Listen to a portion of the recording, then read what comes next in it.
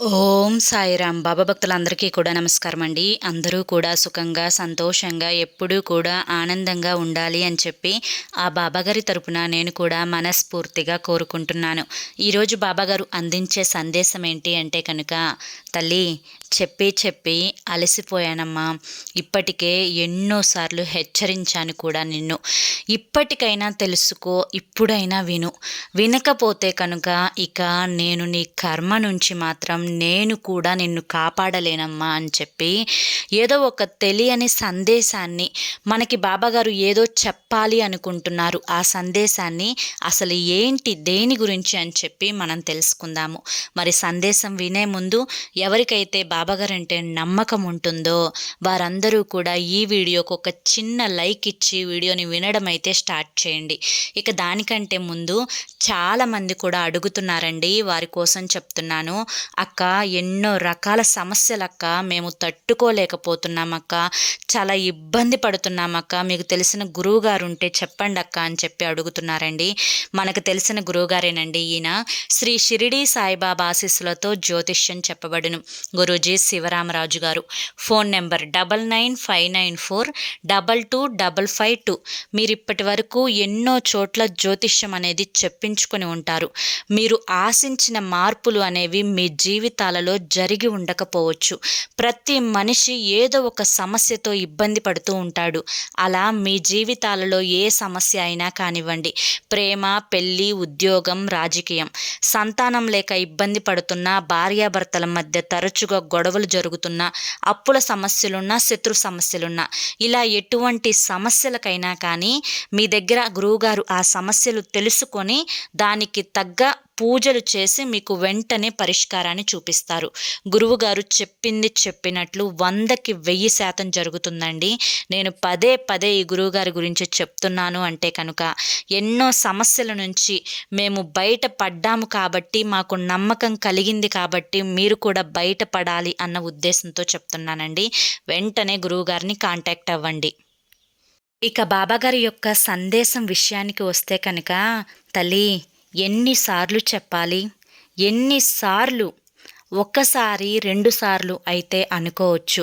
ఇప్పటికే ఎన్నోసార్లు చెప్పి అలసిపోయానమ్మా. ఇప్పటికైనా కానీ తెలుసుకుంటావు. మరొక్కసారి నా బిడ్డకి చెప్దాము. నా బిడ్డ ఇప్పటికైనా మారుతుంది. తన కర్మ నుంచి తను బయటపడుతుంది. తన కష్టాల నుంచి బయటపడుతుంది. తను మానసికంగా కృంగిపోతుంది.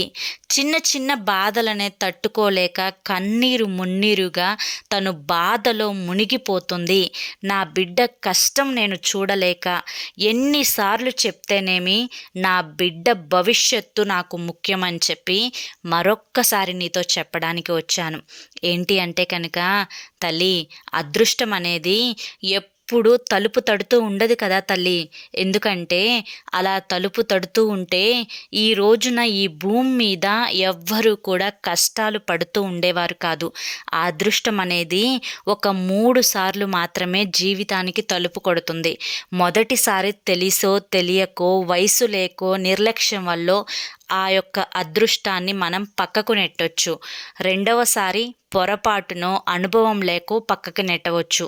ఇక 3వసారి కూడా ఆ అదృష్టాన్ని పక్కకు నెట్టేస్తే దాన్ని కర్మ అని చెప్పి అనక మరేమంటారో చెప్పు తల్లి.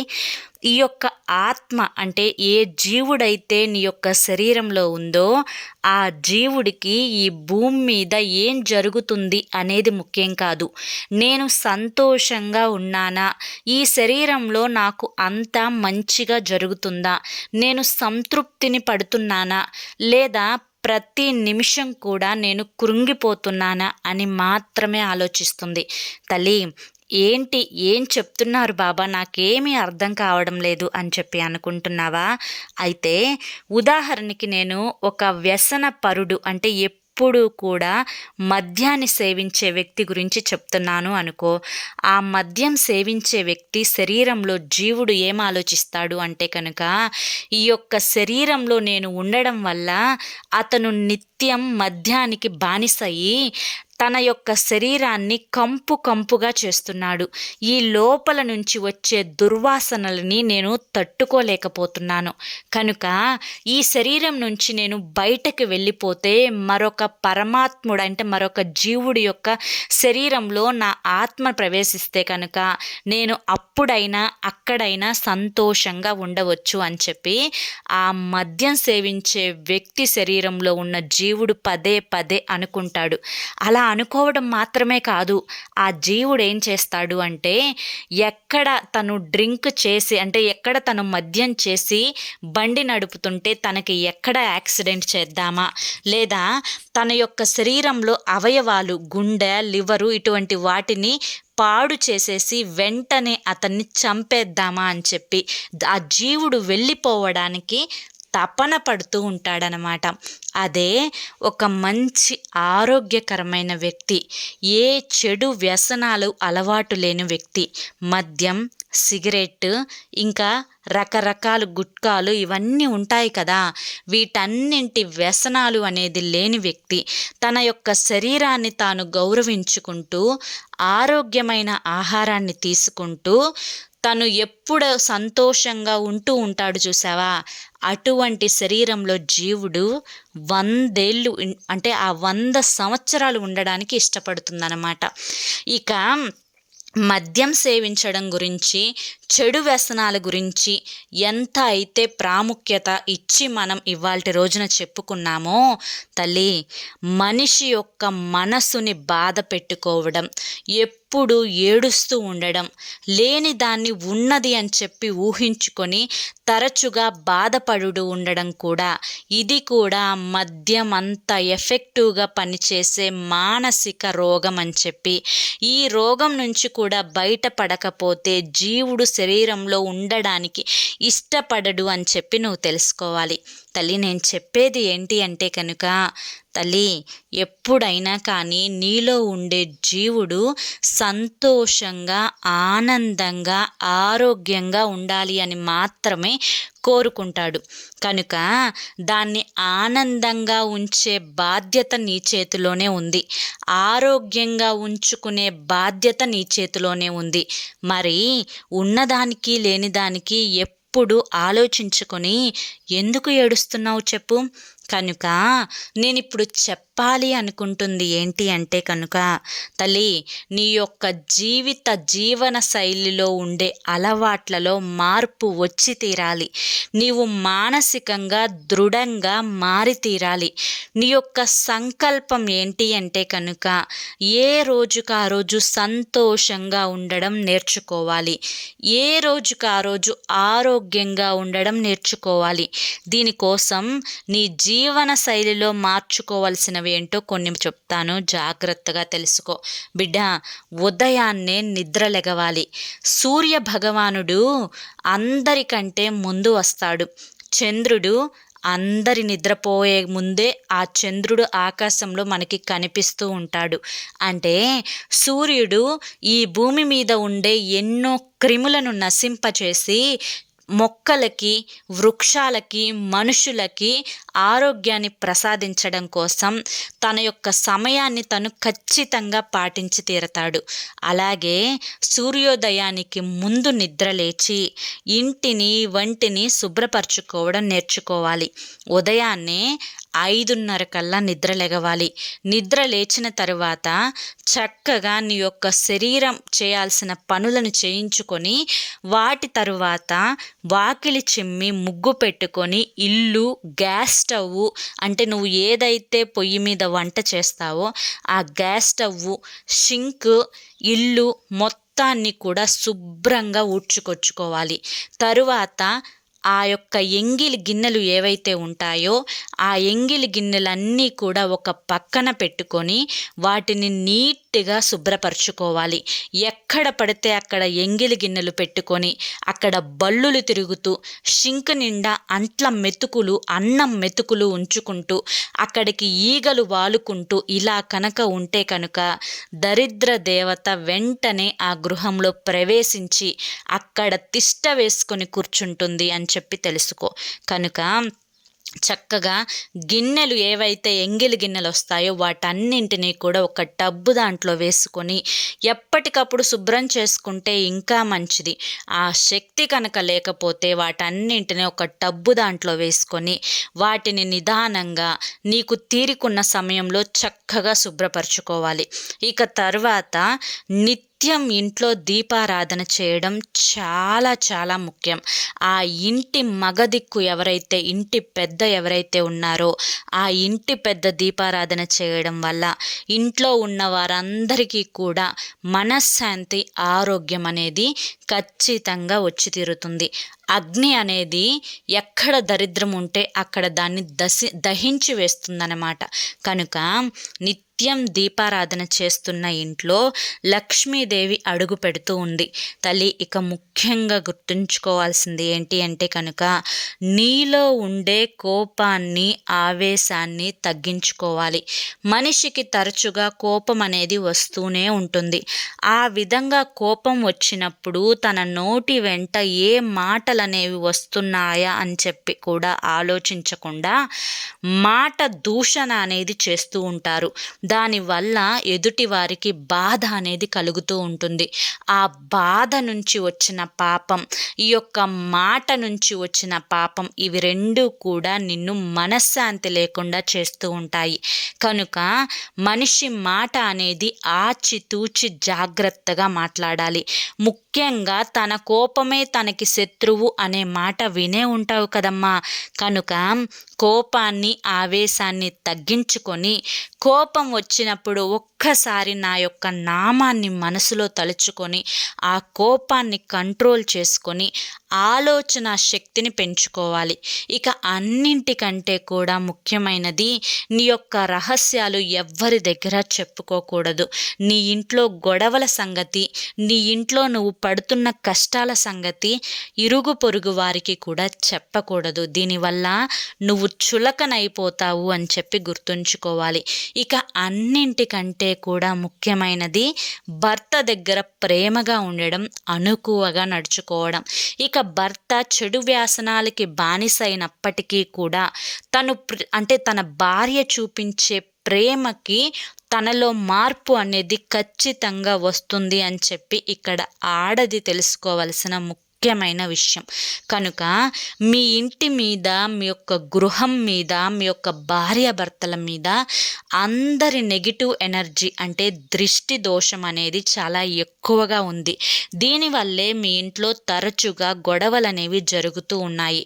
కనుక ప్రతి శుక్రవారం ఇల్లంతా సాంబ్రాణి పొగ వేసుకోవడం, గదికి 4 మూలల ఆ ధూపపు పొగని చూపించడం, ప్రతి అమావాస్యకు ఇంటికి ఒక బూడిద గుమ్మడికాయతో ఎర్ర నీళ్ళతో దిష్టి తీసివేయడం, నెలకి ఒక్కసారైనా కానీ ఇంట్లో ఉండే వ్యక్తులందరూ కూడా దృష్టి తీసుకొని వేసుకోవడం, ప్రతి ఒక్కరూ ఇంట్లో ఎవరైతే ఉంటున్నారో వారందరి కూడా ఆడవారు ఎడమ కాలుకి, మగవారు కుడి కాలుకి నల్లదారాన్ని కట్టుకోవడం, బయటికి వెళ్ళేటప్పుడు అందంగా ఏదైనా ఫంక్షన్కి రెడీ అయి వెళ్ళేటప్పుడు అరికాలులో కాటుక చుక్క పెట్టుకోవడం, ఇవన్నీ కూడా మిమ్మల్ని దృష్టి నుంచి బయట పడవేసే మార్గాలు అన్నమాట. ఎందుకంటే నరుల దృష్టికి నల్లరాళ్ళు సైతం పగిలిపోతాయి అనే మాట వినే ఉంటావు కదా తల్లి. కనుకనే చెప్తున్నా, మీ ఇంట్లో తరచుగా గొడవలు, మీ భార్యాభర్తల మధ్య గొడవలు జరుగుతున్నాయి అంటే కనుక దానికి కారణం కూడా ఈ యొక్క నరుల దృష్టి అని చెప్పి గుర్తుంచుకో. అందులో ముఖ్యంగా నీ మీద దృష్టి చూపించే వాళ్ళు ఎవరు అంటే కనుక అది మీ ఇంట్లో వాళ్ళే అనే మాట చాలా విశేషం, గుర్తుపెట్టుకో. ఇక తరువాతది ఏంటి అంటే కనుక బిడ్డ, మనశ్శాంతి అనేది నీ చేతిలోనే ఉంటుంది. నువ్వు ఈ క్షణాన సంతోషంగా ఉండాలి. ఏది ఎలా జరిగితే అలా జరగనివ్వు, నాకు మంచి జరుగుతుంది అనే నమ్మకం నాలో ఉంది అని చెప్పి నువ్వు ఒక సంకల్పాన్ని మనసులో పెట్టుకొని ఏ బాధలని కూడా నీ మనసు దాకా రానివ్వకుండా ఎక్కడికక్కడ వదిలేస్తూ వెళ్ళావు అంటే కనుక నీ సంతోషం నీతోనే ఉంటుంది అని గుర్తుంచుకో. ఇక ముఖ్యంగా గుర్తుంచుకోవాల్సింది ఏంటి అంటే కనుక మాట అనేది ఎక్కడ మాట్లాడాలి, ఎలా మాట్లాడాలి, ఎప్పుడు మాట్లాడాలి అని కూడా నువ్వు తప్పకుండా తెలుసుకొని తీరాలి. ఇంటిని చక్కగా ఒక పాజిటివ్ ఎనర్జీతో ఉంచుకోవడం ఆడదానిగా నీ యొక్క బాధ్యత తల్లి. ఎందుకంటే ఎవరి ఇంటికి వారే మహాలక్ష్ములు కదా తల్లి. ఇక మహాలక్ష్మి కన్నీరు పెడితే ఆ ఇంట్లో కలిసి వస్తుందా చెప్పు. ఇక ఈ యొక్క మహాలక్ష్మికి ఏ పనిలో ఏకాగ్రత ఉంది, ఏ పనిలో శ్రద్ధ ఉంది అని చెప్పి గమనించుకొని ఆ పని పట్ల నువ్వు శ్రద్ధ ఏకాగ్రత పెట్టి ఆ పని గురించి భయపడకుండా ఒక అడుగు కనుక నువ్వు ముందు వేయగలిగితే తప్పకుండా ఆ పనిలో నువ్వు విజయాన్ని సాధిస్తావు అని కూడా ఖచ్చితంగా నేను ఈరోజు చెప్తున్నాను. కనుక నమ్మకంతో ముందడుగు వేసే ప్రయత్నం చేయి తల్లి. అంతా కూడా నీకు శుభమే జరుగుతుంది తల్లి. వీటన్నింటినీ కూడా మనసులో పెట్టుకోవాలి. ఇక అన్నింటికంటే ముఖ్యమైనది నా యొక్క ఈ ఇంటి గృహలక్ష్మి ఎవరైతే ఉందో, అంటే నా బిడ్డ ఎవరైతే ఉందో, నా తల్లి స్నానం చేసిన తర్వాత కూడా నైటీ అనేది వేసుకోకుండా చక్కగా మహాలక్ష్మిలాగా చీర కట్టుకొని మంచిగా జడ వేసుకొని తలలో చక్కగా పూలు పెట్టుకొని కాళ్ళకి పసుపు రాసుకొని మంచిగా మొహాన పాపట్లో కుంకుమ బొట్టు పెట్టుకొని నీ యొక్క చేత్తో ఇంట్లో దీపం పెడితే కనుక నీ ఇంట్లో ఎప్పుడు కూడా ఆ యొక్క కనక మహాలక్ష్మి తిరుగుతూనే ఉంటుంది అని చెప్పి నువ్వు గుర్తుంచుకోవాలి. ఎప్పుడూ కూడా నీ పెదవుల మీద ఉన్న చిరునవ్వుని మాత్రం తొలగించుకునే ప్రయత్నం చేయవద్దు. నేను ఇందాక చెప్పినట్లుగా సుఖం, సంతోషం, బాధ, దుఃఖం అన్నీ కూడా నీ మీదనే, నీ యొక్క మనసు మీదనే ఆధారపడి ఉంటాయి. నీ యొక్క ఆలోచన అనేది బాధ గురించి ఆలోచిస్తే నీ మొహం కూడా బాధగానే మారిపోతుంది. నువ్వు సంతోషం గురించి ఆలోచిస్తే నీ మొహం కూడా సంతోషంగా మారుతుంది. మరీ మనశ్శాంతి లేకుండా, ప్రశాంతత లేకుండా, మనసుకి బాధగా అనిపించినప్పుడు ఒంటరిగా కూర్చొని నువ్వు ధ్యానం చేసుకునే ప్రయత్నం చెయ్యి. ప్రతిరోజు కూడా 20 నిమిషాల ధ్యానం అనేది నీ ఆరోగ్యానికి, నీ యొక్క మానసిక ధైర్యానికి చాలా చక్కగా ఉపయోగపడుతుంది అని చెప్పి గుర్తుంచుకో. ఆరోగ్యకరమైన ఆహారాన్ని తీసుకోవడం వల్ల, ఆరోగ్యకరమైన ఆలోచనలు చేయడం వల్ల నువ్వు ఎప్పుడూ కూడా ప్రశాంతంగా ఉంటావు, సంతోషంగా ఉంటావు. ఎప్పటి పనులు అప్పుడే చేసుకో. ఎక్కడి మాటలు అక్కడే వదిలేసేసాయి. ఎక్కడ ఎవరితో ఎలా మాట్లాడాలో తెలుసుకో. ఎక్కడ తగ్గాలో తెలుసుకో, ఎక్కడ నెగ్గాలో తెలుసుకో. లక్ష్మీ కటాక్షం కోసం నువ్వు చేయవలసిన ముఖ్యమైన పనులు కూడా నేను ఇప్పుడు జాగ్రత్తగా చెప్పాను. వాటన్నింటినీ కూడా ఒక్కొక్కటిగా నీ జీవితంలో అలవాటు చేసుకుంటూ వెళ్ళు. నీ యొక్క శరీరాన్ని దృఢంగా మార్చుకునే ప్రయత్నం చెయ్యి. దానికోసం కనీసం రోజుకి ఒక 15 నిమిషాలైనా కానీ వాకింగ్ చేయడం, అంటే నడవడం అనేది చెయ్యి. దీనివల్ల నీ యొక్క శారీరక శక్తి అనేది మెరుగుపడుతుంది అని చెప్పి గుర్తుంచుకో తల్లి. ఇవన్నీ కూడా వినడానికి చాలా తెలిసిన విషయాలలాగానే నీకు అనిపించవచ్చు, కానీ అలవాటు చేసుకోవడం చాలా కష్టమైన పని. ఎందుకంటే లక్ష్మీదేవి అంత తేలికగా ఎవరి దగ్గరికి రాదు కదా తల్లి. కనుకనే కొంచెం కష్టమైనా కానీ అలవాటు చేసుకుంటే కనుక ఇవి నీకు ఈజీగా వచ్చి నీ జీవితంలో అలవాటుగా మారిపోతాయి అని చెప్పి గుర్తుంచుకో. కనుక ఇప్పటికైనా కానీ నేను ఎందుకు చెప్పాను, నీ భవిష్యత్తును బాగు చేయడం కోసం మాత్రమే ఈ తండ్రి చెప్పాడు అని చెప్పి మనసులో పెట్టుకొని చిన్న చిన్నగా మార్పులు నీ జీవితంలో కనుక నువ్వు అలవాటు చేసుకుంటే కనుక తప్పకుండా నీ జీవితంలో కష్టాలన్నీ కూడా వెళ్ళిపోతాయి. ఆనందాలు నీ జీవితంలో అడుగు పెడతాయి. కొంచెం కోపాన్ని కూడా చాలా చాలా తేలికగా కంట్రోల్ చేసుకోవచ్చు. కనుక కోపాన్ని కూడా నిదానంగా కంట్రోల్ చేసుకునే ప్రయత్నం చెయ్యి. తల్లి, నేను చెప్పిన ప్రతి మాట కూడా నీ భవిష్యత్తు కోసం, నీ జీవితంలో నీవు అనుకున్నవన్నీ సాధించడం కోసం ఉపయోగపడతాయి అని చెప్పి ఇప్పటికైనా నా మాట నమ్ము తల్లి, నీకంతా శుభమే జరుగుతుందమ్మా అని చెప్పి ఈరోజు బాబాగారు మనకి చాలా చక్కటి సందేశాన్ని అందించారండి. మరి ఈ సందేశంలో ఎంతో గొప్ప ఆంతర్యం ఉంది కదా. మరి ఈ సందేశం మీ అందరికీ కూడా నచ్చింది అనుకుంటున్నాను. నచ్చింది అనిపిస్తే చూసి వెళ్ళే వాళ్ళు తప్పకుండా ఒక చిన్న లైక్ ఇచ్చి వెళ్ళండి.